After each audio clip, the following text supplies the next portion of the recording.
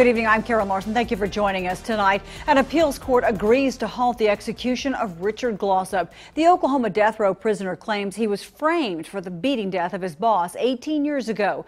2RX2 reporter Will Dupree spoke to Glossip supporters, and he joins us live right now from the state penitentiary in McAlester. Will? Well, Karen, Glossip's family members and friends came here to the prison expecting to watch him die, but they left feeling relieved because the court will now consider new evidence that his attorneys say proves his innocence.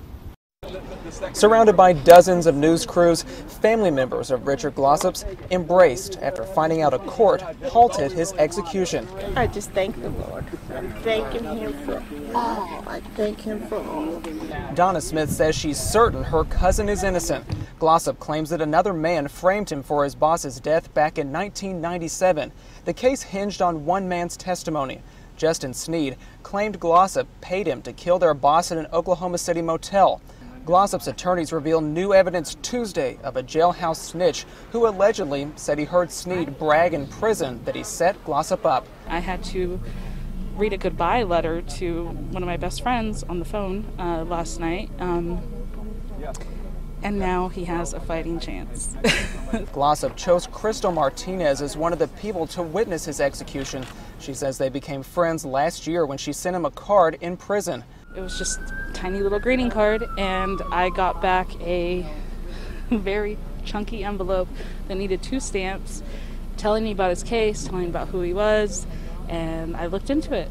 The State Court of Criminal Appeals granted a stay of execution to Glossip hours before he was set to die. The court would like to further review the last-minute information submitted by his attorneys.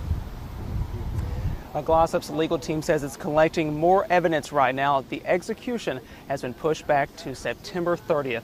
Reporting live in McAlester, Will Dupree, 2RX for you. Now, Attorney General Scott Pruitt issued this statement after the Oklahoma Court of Criminal Appeals granted a 2-week stay of execution, saying in part, the family of Barry Ventries has waited 18 agonizing years for justice to be realized for his brutal death. I'm confident that the Court of Criminal Appeals, after reviewing the filings, will conclude there is nothing worthy. Pruitt goes on to say 2 juries both found Glossip guilty and sentenced him to die for Barry Ventries' murder.